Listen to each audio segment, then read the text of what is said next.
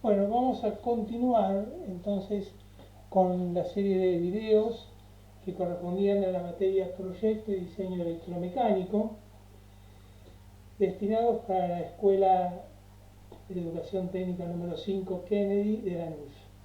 Lo mismo son válidos para todas las escuelas que les y todas aquellas personas que les interese el tema. Eh, Generalmente, cuando se trata el tema de momento flexor y esfuerzo de corte, se trata de una viga recta donde se le aplica una serie de fuerzas verticales y se calcula el diagrama de momento flexor y de esfuerzo de corte y luego se calcula la viga, verificando la flecha y todo lo que condice a eso. Pero hay dos problemas que no son normalmente abordados. Uno es el que aparezcan fuerzas horizontales paralelas al eje y además en dos planos, que es lo normal, porque el mundo está hecho en tres dimensiones y no es un plano. Entonces, como está hecho en tres dimensiones, tenemos que descomponer en un plano vertical y en un plano horizontal. Y la otra posibilidad es que la carga no esté quieta, sino que se mueva a lo largo de la viga. Y en ese orden de cosas eh, surgió la idea de hacer algo referente a un puente grúa. Y si estamos hablando de un puente grúa, también podríamos hablar de los que son los movimientos de cargas y de pasajeros a lo largo de los rieles ferroviarios, que es un tema que, si bien tal vez no forma parte de la currícula, pero no debe ignorarse y yo estoy convencido que hay muchísima gente que desconoce los fundamentos de este problema. Entonces, imbuidos en la idea de las cargas móviles, se nos ocurrió hacer un video referente a a cómo funcionan los, eh, los trenes, cómo funcionan, cómo se mueve en realidad, que es la misma idea que lo que va a ocurrir en un puente de grúa. En primer lugar, tenemos que pensar que no, la rueda no es cilíndrica, sino que la rueda es cónica y debe serlo así. Si yo tuviese un riel plano y una rueda cilíndrica, como está mostrado en esta figura primera, la primera de la izquierda, el resultado va a ser que se va a descarrilar en pocos metros. No va a poder mantenerse derecho. Tal vez lo haga soportado por la pestaña, pero la vida útil del sistema no es ese el camino que debe emplearse. Cuando uno ve una formación ferroviaria o ve un vagón parado, una locomotora, la rueda en realidad la ve cilíndrica, pero no es cilíndrica, es ligeramente cónica. Yo acá la he dibujado exageradamente cónica para que se note el efecto, pero la conicidad está en el orden de 20 a 1, es decir, que cada 20 milímetros, más o menos 1 milímetro es lo que es de cónico. Como una rueda normalmente puede tener 2-3 pulgadas de ancho, es una distancia que es importante para el funcionamiento, pero no es tan visible para la persona que lo ve así sin mucho detalle. La vía tampoco es recta. Si ustedes le parece que es plana, pero en realidad no lo es. En realidad tiene forma de hongo, tiene forma curva en la parte superior y debe serlo así, para que en la formación pueda mantenerse circulando a lo largo del recorrido. Y muchísimo más cuando tiene que tomar una curva. Pero vamos al caso de que la rueda está circulando normalmente en línea recta. Las dos ruedas están unidas mediante un eje.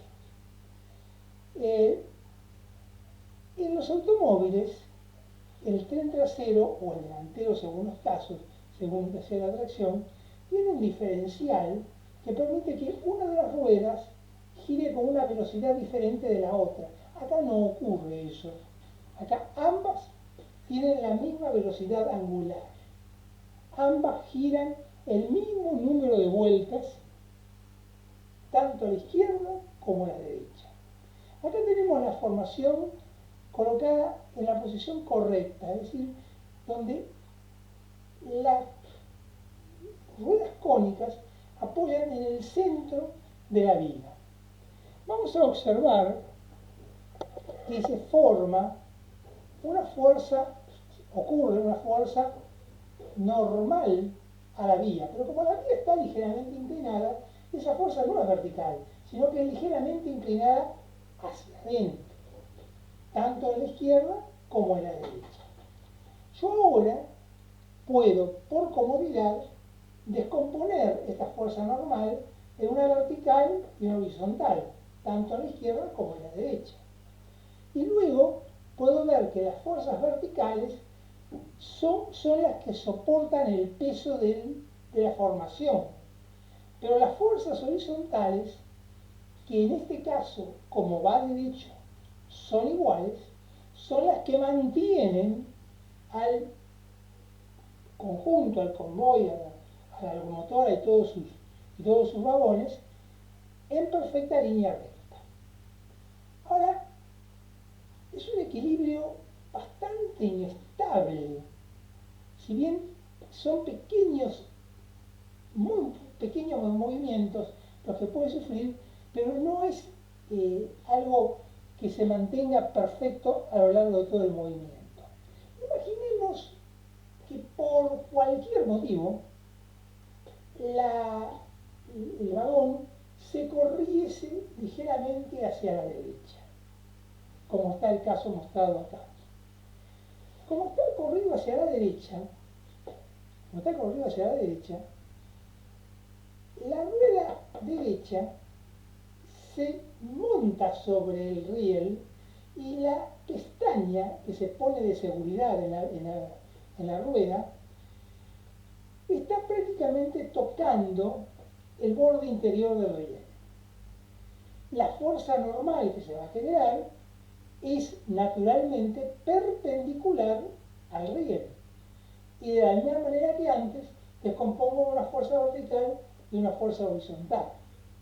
Pero como la distancia entre ruedas no es variable, es la misma siempre, la rueda izquierda se va a desplazar precisamente hacia la derecha y va a tocar en la parte donde el riel empieza a decaer, o sea, va a empezar a tocar donde el riel empieza a ser ligeramente curvo. Y la fuerza, por el principio de acción y reacción, va a ser también normal, pero al ser normal a una superficie ligeramente curva e inclinada para la derecha, también va a ser normal, pero más inclinada que la rueda ubicada a la izquierda. Cuando descompongo, veo que aparece una fuerza vertical igual que antes, porque es la que soporta el peso de la estructura. Pero el horizontal, la componente horizontal, es ligeramente más grande. Esta fuerza ligeramente más grande, ve que la fuerza horizontal izquierda es ligeramente más grande que la fuerza horizontal derecha. Acá está puesto al revés, acá deberíamos haber puesto derecha, horizontal derecha, perdón, horizontal derecha, hace que corra la formación nuevamente para la derecha y la vuelva a estabilizar como estaba. Esto está ocurriendo permanentemente, permanentemente. Vamos a poner bien fuerza horizontal derecha para que se entienda mejor. Es decir, que de esta manera nosotros logramos que la formación circule, y más como esto lo hace a velocidad, circule razonablemente en el centro. Y esto funciona muy bien. Funciona tan bien que desde fines del siglo XIX sigue aplicando esa misma idea y funciona perfectamente bien. A todo tipo de velocidades. A velocidades lentas, a velocidades grandes, a trenes de alta velocidad. Bueno, siempre ha funcionado de esta manera perfectamente bien. Por seguridad, siempre se pone una pestaña. Esa pestaña forma parte de la vida. Ahora, ¿cuál es la gran ventaja que tiene movilizarnos con este sistema y no recurrir a un empleo de un transporte, por ejemplo, por camiones, por así decirlo? Y es muy simple. La transmisión acá, el movimiento acá, ocurre por fricción de rodadura. La fricción de rodadura, como yo les he explicado para otros temas, es, requiere de un esfuerzo muchísimo menor que la fricción por deslizamiento. Como la fricción por rodadura, con un pequeño esfuerzo yo logro mover grandes cargas. Ahora, todo esto ocurre por fricción y las ruedas son de acero especial.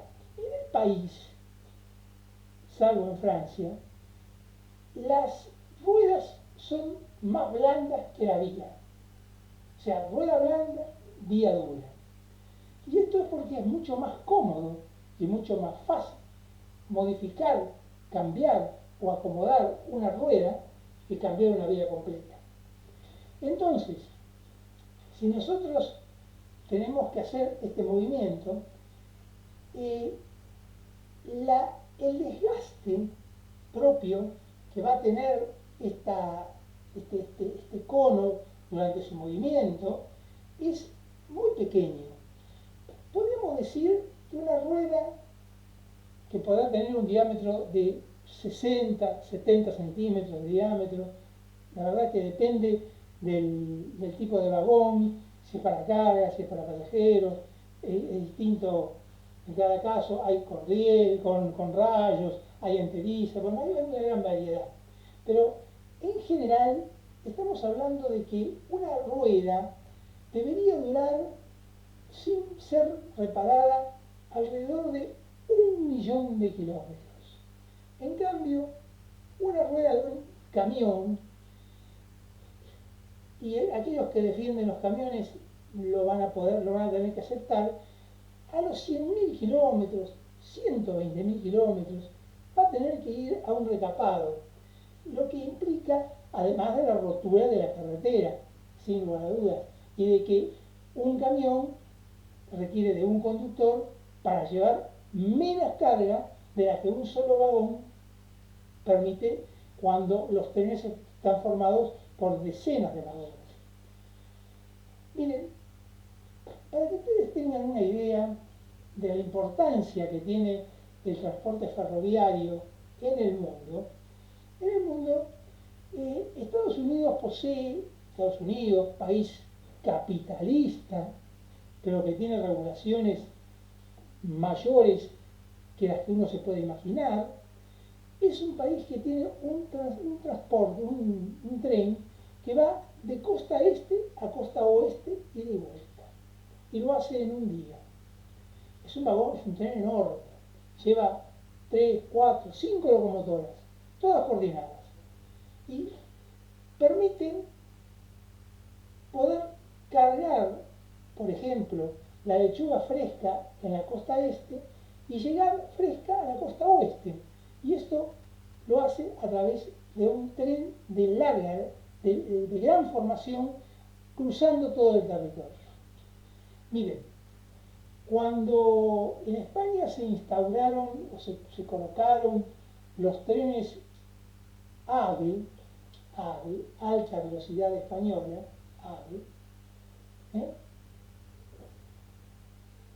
Fue hace 25 años, más o menos. Estamos en el año 2023, hace 25 años. En esa época, en Argentina, había un lema: ramal que para, ramal que cierra. Y así fueron cerrando ramales y de una red que podría no haber sido, tal vez no era la mejor en cuanto al trazado, pero existía. De esa enorme red ferroviaria quedó reducido a una cantidad insignificante. Por suerte, gobiernos posteriores fueron rehabilitando ramales y hoy el ferrocarril llega a muchísimos lugares que antes también llegaba. Además, es un medio muchísimo más económico y sin contar el costo social, sin contar el costo social. Fíjense ustedes lo que sale un boleto ferroviario, fíjense lo que sale un boleto por micro, fíjense en la comodidad que da un viaje en tren, realmente es muy, muy placentero, y la incomodidad y a veces el maltrato que recibimos en un transporte por micro, que además de sufrir, supongamos que hay una aglomeración en la ruta, hay un accidente, se forman colas, en cambio el tren no tiene inconveniente, para él no existen esos problemas, él circula igual, la vida está libre. Entonces, para él va a tardar 6 horas y va a tardar 6 horas. Y el micro puede tardar, si todo anda bien, para llegar a Mar del Plata 5 horas. Y si todo anda mal, puede llegar a tardar 6, 7, 8, 9, no sé, el tiempo que logre despejarse la ruta. Así que, dejando de lado eso, el costo, ese tipo de servicio. Así que es insuperable. Eh, Vamos a analizar también que esta forma de pestaña, es la forma de hongo que tiene el riel y es la forma cónica que tiene la rueda, nos va a permitir tomar las curvas, porque como habíamos dicho, el tren no tiene diferencial. El tren, ambas ruedas giran a la misma velocidad angular. Desde que se instauraron en el país, los el perfil de los rieles ha cambiado muchísimo. Han habido rieles de muchos tipos. Aquí mostramos cómo es un riel ferroviario. Es decir, tal como lo vamos a ver recién, es ligeramente curvo en la parte superior, tiene su base para poder ser fijado el durmiente. Y acá mostramos un riel de un hermano del tren, que es el tranvía. El tranvía, hoy, en el año 60, dejó de funcionar el tranvía del país. Pero el tranvía funcionó desde hace muchísimos años atrás y hoy sigue funcionando en otros países del mundo. Y el tranvía, si ustedes miran las vías del tranvía que todavía están y que nos están demostrando algo muy importante, nos están demostrando que los asfaltos, las calles, no fueron arregladas en lo más mínimo porque nadie sacó los rieles siguen estando y el último tranvía circuló alrededor de 1960. Así que imagínense, hace 80 años que esos rieles están ahí y hace 80 años que nadie toca la calle. Bueno, bien, dejando de lado la circunstancia, ustedes ven que el riel del tranvía tenía una pestaña curva. Eso se debía a una razón. El funcionamiento es el mismo. Tiene que pasar por acá la pestaña. Pero como el tranvía convivía con carros, camiones, automóviles y todo tipo de otros vehículos, si había que dejar un espacio acá para que pasara la pestaña, se corría el riesgo de que un ciclista pusiese la rueda dentro de la pestaña, un carro se cayera adentro, causaba dificultades mayores. Entonces se optó por hacerle una canaleta que permita hacer circular, colocar la pestaña dentro de esa canaleta y hacer una continuidad en el asfalto. Ustedes ven que las vías del tranvía están prácticamente totalmente enterradas dentro del asfalto. Naturalmente, todos estos sistemas nosotros estamos mostrando cómo funcionan y cómo aceleran, pero también deben tener frenos. Los frenos pueden ser de dos tipos, pueden ser freno de zapata o freno de disco. En las que son máquinas motrices, la rueda de zapata ha dado muy buenos resultados y los frenos de zapata han dado muy buenos resultados y además a veces se le agregan ciertas sustancias como arenas para que haya un mayor mordiente y cierren mejor. Y los frenos de discos en los remolques. Bien, vamos a imaginar ahora que que queremos analizar un giro a la izquierda. Vamos a movernos para acá. Si giramos a la izquierda, la rueda ubicada a la derecha se va a montar sobre el riel. Acá la pestaña está un poquito chica, debería haber sido así. Se va a montar sobre el riel y va a recorrer un radio, o sea, va a tener un radio mayor. Y la rueda de la izquierda, como la distancia entre centros es la misma, va a irse desplazando hacia la izquierda y va a tener un radio menor. Por lo tanto, el recorrido, el arco recorrido por la rueda derecha va a ser mayor que el arco recorrido por la rueda izquierda y va a permitir que la formación pueda girar. Naturalmente, esto no nos permite curvas muy cerradas, como podría ocurrir con un vehículo de transporte, automotor, donde uno puede doblar en una esquina con un radio de 10 metros, 15 metros. Acá el radio va a estar delimitado por un valor que que se llama trocha. Y la trocha es la distancia que hay entre los bordes interiores de los dos rieles. Esto es trocha. Esta trocha está en el país, tenemos trocha angosta y trocha ancha y trocha media. Es de 1,65 m, de 1,67 m para la trocha ancha, lo que hace que el radio ideal, correcto, sea bastante grande, como de unos 500 metros. Pero, para poder hacerlo más corto, más chico, nos vamos a poder apoyar en hacer un peralte, o sea, a colocar un riel un poquito más alto que el otro, para que la formación circule con una mínima inclinación, lo que hace que permita un radio menor. Y también, cuando se hacen curvas, a veces la trocha se ensancha ligeramente para poder tener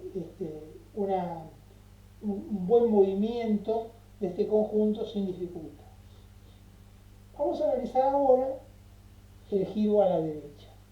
El giro a la derecha es lo mismo que en aquel caso, solo que ahora es la rueda izquierda la que se monta sobre el riel y tiene un radio mayor.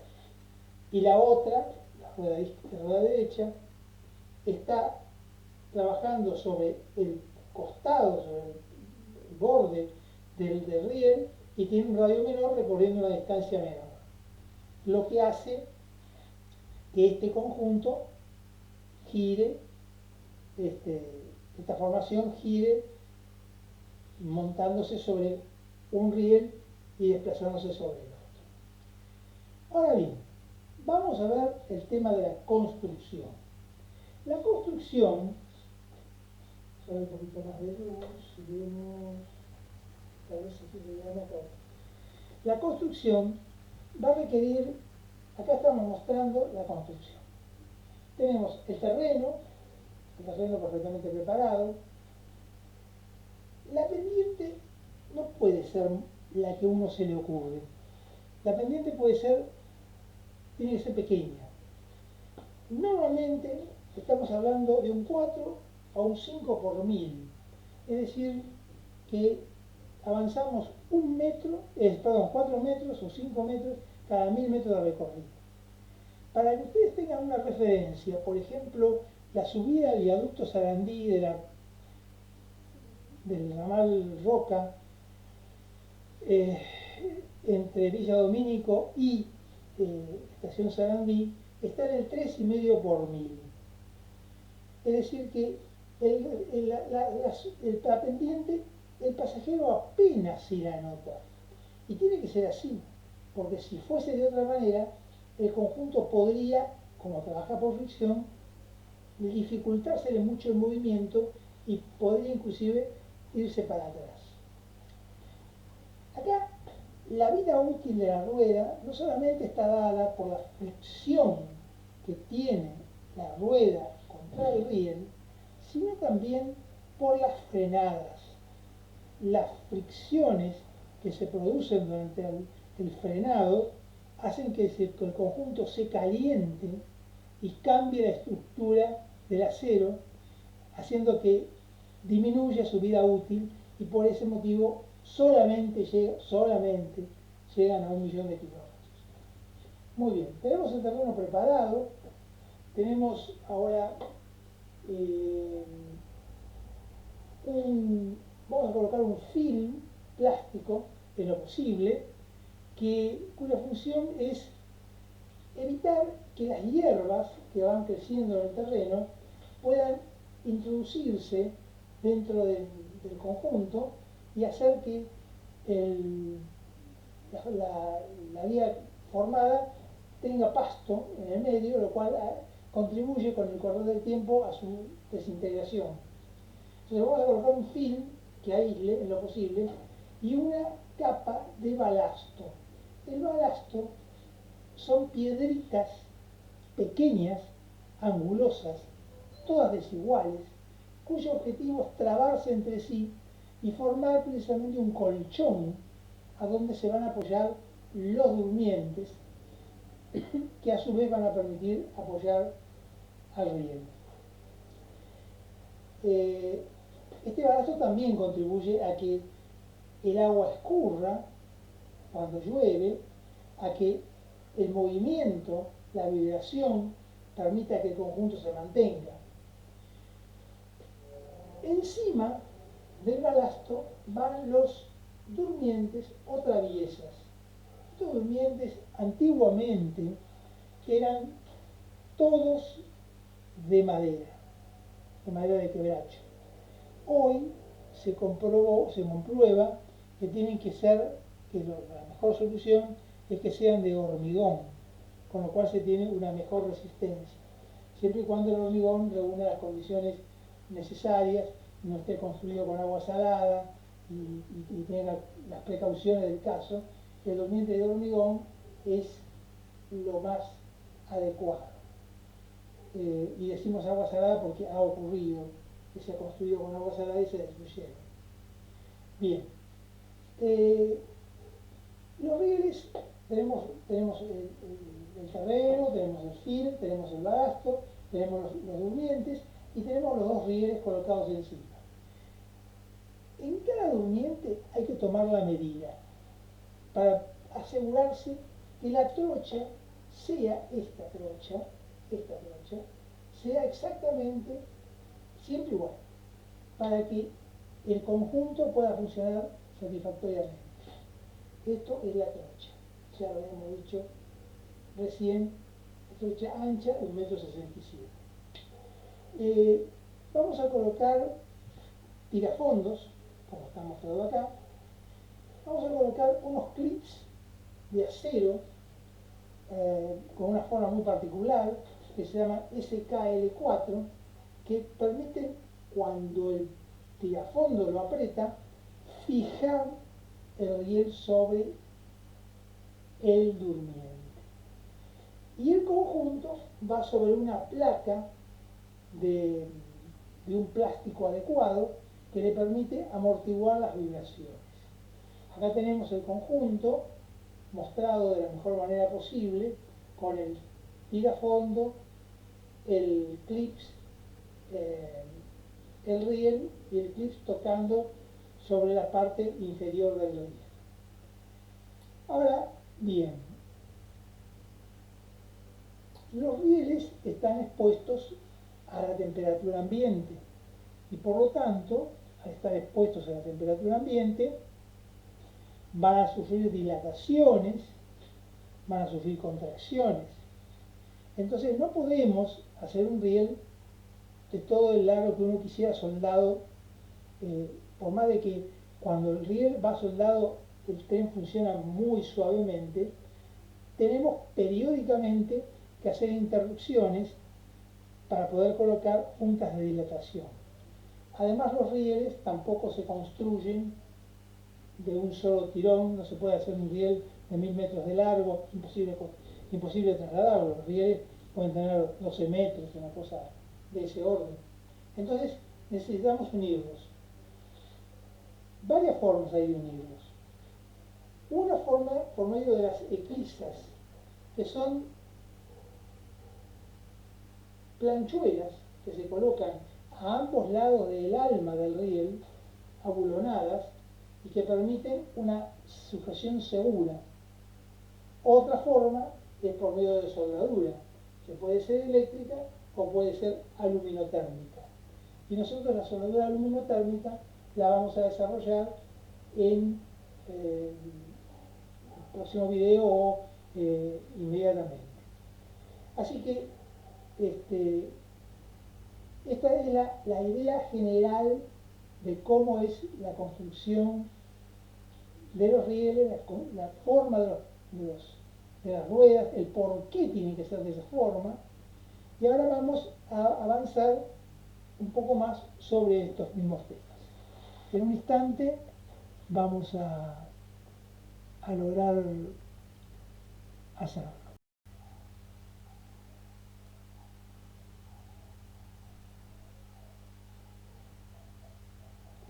Bueno, hasta ahora hemos hablado de las vías rectas y en ello hemos analizado la curvatura, la conicidad de las ruedas, la forma particular del riel, a lo cual ya no nos vamos a referir más, damos por sobreentendido que las ruedas son cónicas y también las puntas de la superficie de los rieles son curvas. En el trayecto recto es como que ya entendimos que está bien. ¿Qué ocurre cuando tengo que hacer una curva? Es muy frecuente, es muy normal tener que hacer una curva. Una curva, pero un desvío más que una curva. La curva vamos a ver después. El desvío, si yo no hago un dispositivo especial, el tren va a seguir derecho. El tren se va a guiar siempre por la parte interior de los rieles. Entonces, cuando tengo que hacer un desvío, tengo que colocar acá la vía desviada, la vía a la cual se va a desplazar cuando quiero hacer un desvío, y voy a tener que colocar una lengüeta, una aguja, que permita ser desplazada y que cuando yo la desplace y la haga tocar contra la vía izquierda, en ese momento, cuando la haga tocar, como estaba recién, la formación no le va a quedar otro remedio, como sería por la lengüeta, la pestaña que está en la parte interior, va a tener que empezar a girar. Lo mismo va a ocurrir con la rueda exterior. No le va a quedar otro remedio, va a tener que girar. Ahora, cuando llega la rueda izquierda a la altura del riel derecho, voy a tener que hacer un corte en el riel para que la pestaña pueda pasar. Si no lo hago, la rueda va a tratar de montarse sobre el riel derecho y va a poder producir un vuelco de la formación. Entonces necesito inefectivamente hacer un corte. La vía derecha habitualmente se le hace una pequeña curva para ayudar a que no quede otro remedio más que girar. Pero cuando va derecho el tren, cuando no tiene que girar, cuando no tiene que desviarse, como se va a guiar por la parte interior y la parte interior está libre, no va a tener inconveniente. Si no va a tener acá. Entonces, esta lengüeta no está siempre en la misma posición. Cuando uno tiene que girar, tiene que hacer lo que se llama un cambio. Es decir, que va a haber una barra de cambios que va a permitir desplazar esta lengüeta, torcer esa lengüeta y hacerla apoyar sobre el riel. Y cuando el tren tiene que seguir derecho, retirarla para que pueda seguir. Como la parte más solicitada es la punta de la lengüeta, me conviene a veces hacerlo en dos partes, para que cuando tenga que reparar, dado que esta es la parte que más está solicitada a que la corran y la vuelvan a poner en posición, pero la parte solicitada sea más, es esta parte más finita, esta aguja, yo tengo que cambiar solamente eso y no todo el tramo. Para mayor seguridad, también se suelen colocar contracarriles que permiten el paso de la pestaña, pero la guían, cosa de que si por cualquier motivo hubiese empezado a girar, ya la contrapestaña le impide hacerlo si no tuviera que girar. Esto es en cuanto a cuando yo tengo que hacer un desvío. Ahora, yo les había mencionado hace un ratito, estoy mirando la hora, les había mencionado que los tranvías funcionan con el mismo principio. Y cuando ustedes ven una vía de tranvía, ven este cruce, este desvío, pero no hay ninguna barra que mueva nada. Entonces, en los viejos tranvías, muy viejos tranvías, existía un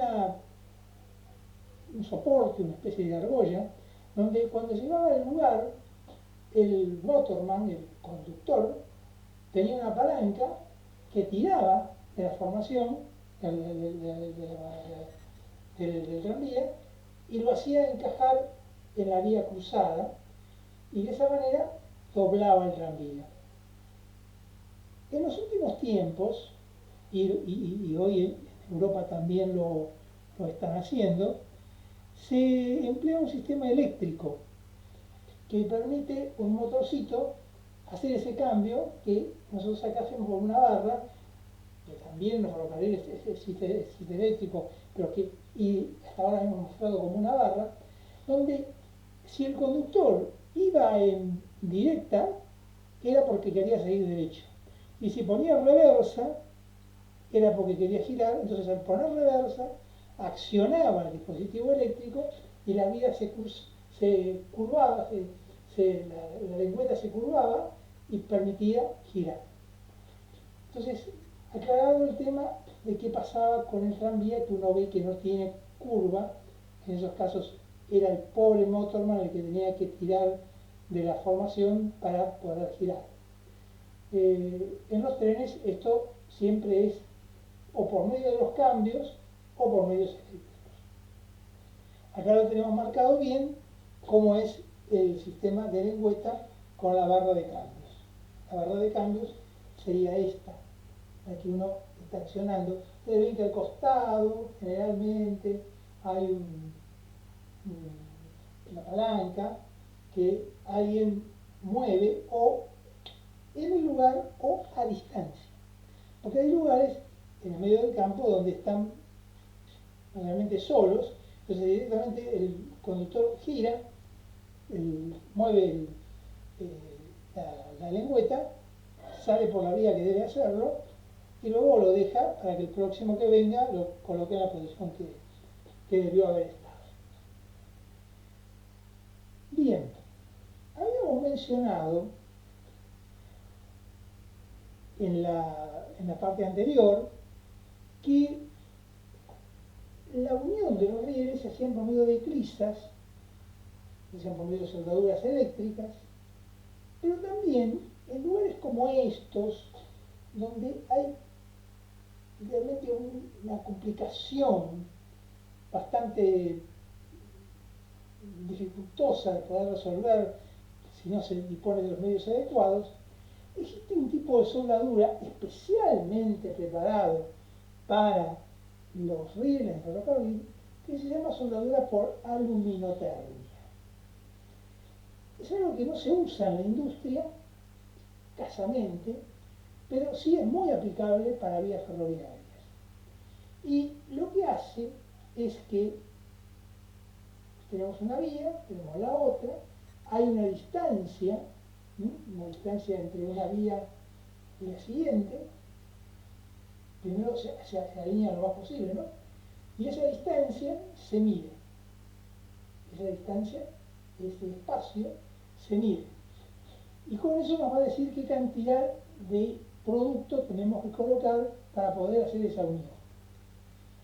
Se coloca un molde que encierra los dos costados de la vía y se coloca un crisol, esto es un crisol, encima que tiene un tapón fusible, un tapón fusible.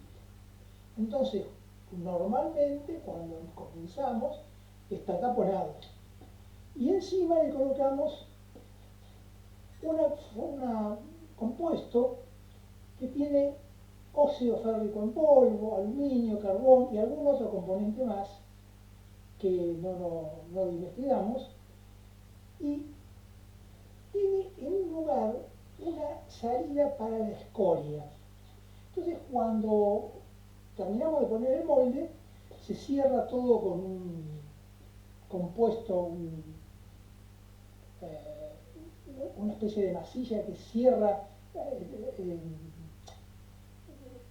como es una masilla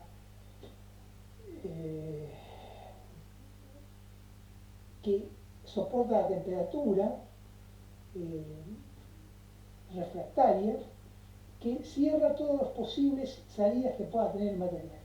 Y con un fósforo especial se prende fuego al carbón y entonces esto funde, alcanza una temperatura de 1000 grados, funde el tapón y llena todo el espacio que quedaba entre las vías y más. Es decir, forma un conjunto de unión. Esto es una soldadura perfecta, resiste igual que el riel, y luego, una vez que se ha enfriado, uno retira todo el andamiaje que ha permitido hacer esta soldadura por la aluminotermia y tiene que pulir el sobrante de material que haya por los costados, que haya por la parte de arriba, para que la formación circule sin dificultad. Habíamos mencionado también, avanzando en este tipo de temas, que la pendiente que podía sobrellevar una formación era de 0,4, era de 4 milímetros por cada mil, de 4 de un metro, de un metro cada, de 4 metros cada 1000 metros, 4 por 1000, 4 metros cada 1000 metros. Y que generalmente se trata de colocar menos. Pero hay veces en donde es necesario hacer subidas más pronunciadas. Hay lugares donde en donde hay que pasar por terrenos de montaña, donde hay que pasar por subir por formaciones muy pronunciadas. Y en esos casos lo que se hace, hay dos soluciones. Una solución para cuando la pendiente es grande, es mayor que 4 metros cada 1000 metros, pero no excesivamente grande, que colocar en el centro de los durmientes una cremallera. Una cremallera. Entonces la locomotora baja una especie de engranaje que se engrana en la cremallera y lo tracciona como si fuera una oruga. Lo va traccionando hasta vencer el obstáculo. Algunas tienen eso en forma permanentemente bajado y otras lo tienen que lo bajan en el momento. Algunos tienen adelante y atrás, otros tienen solamente adelante.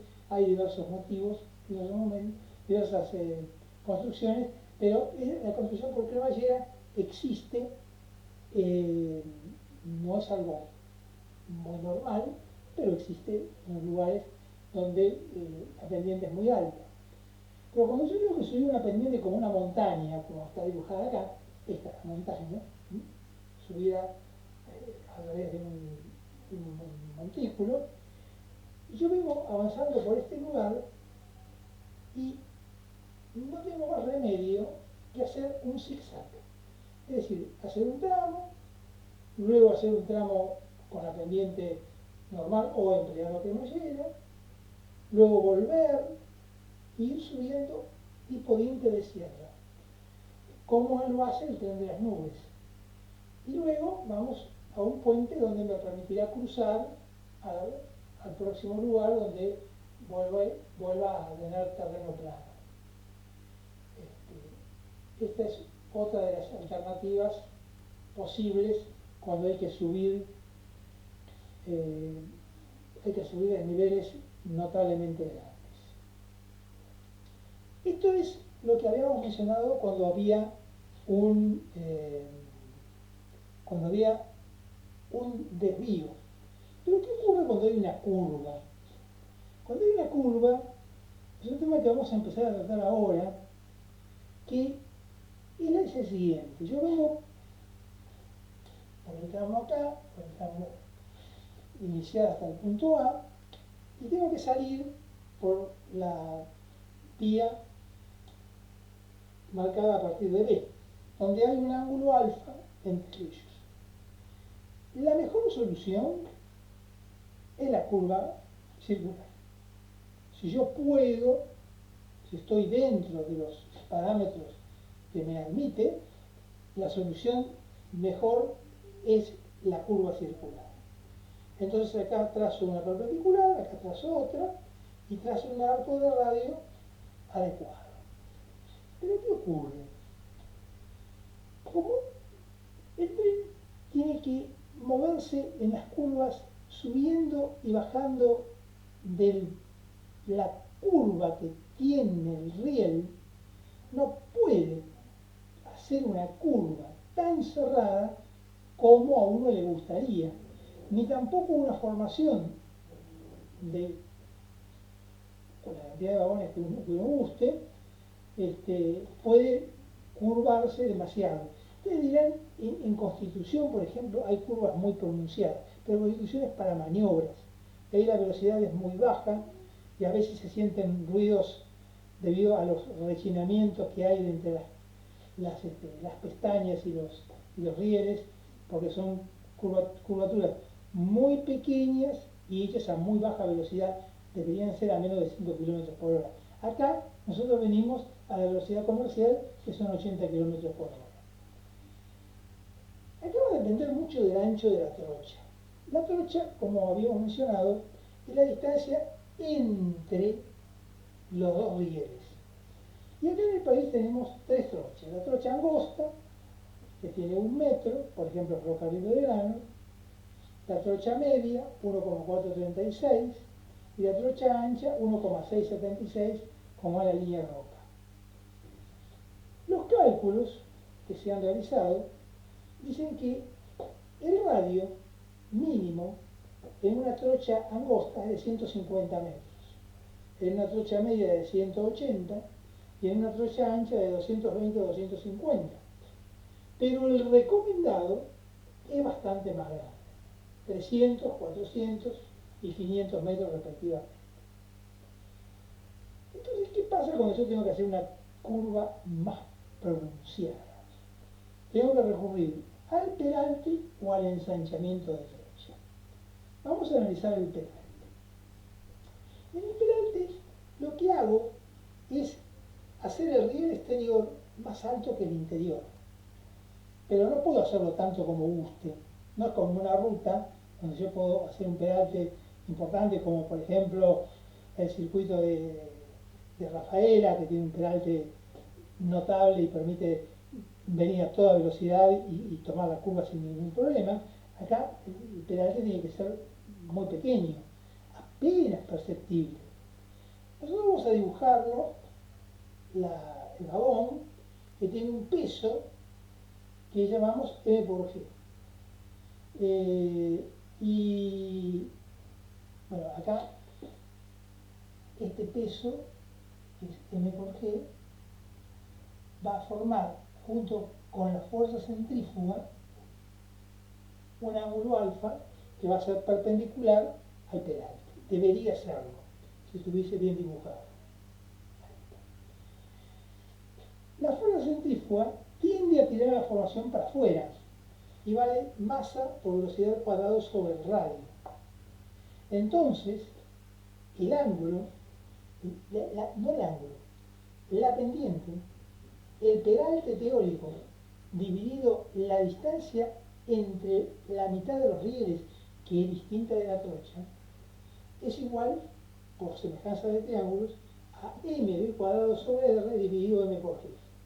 Simplificando, sabemos que el peralte teórico es igual a la longitud entre medios de perfiles, los de rieles, por la velocidad al cuadrado dividido r por g, donde r es el radio de la curva y g es la aceleración de gravedad, 9,81 metros por segundo. Ahora, el peralte teórico debe ser menor de 4 milímetros por metro de curva de transición. Sin embargo, la experiencia demuestra que yo puedo tener peraltes menores y no va a ocurrir un desplazamiento hacia adentro. Es decir, esto está hecho para una velocidad de 80 km por hora. Si la formación viaja a menos, la formación, en lugar de salirse por fuerza centrífuga para afuera, se va a caer hacia adentro, cosa que debo evitar. Pero la experiencia demuestra que tomando un peralte práctico de 2/3 del peralte teórico, eso es más que suficiente. Por lo tanto, atendiendo a que normalmente los trenes no circulan a plena velocidad en las curvas, se toma 2/3 del peralte teórico, con lo cual permite que, pero con velocidades menores, no ocurran dificultades de que la formación tienda a caerse hacia el centro de la curva. En el siguiente análisis vamos a ver cómo son las curvas de transición. Es decir, cuando yo tengo que hacer una curva pedaltada, generalmente es porque no puedo hacerlo con el radio que sería correcto, que sería ideal, y tengo a veces que colocar una curva de transición entre la curva circular y la recta, que eso es un tema que analizaremos inmediatamente.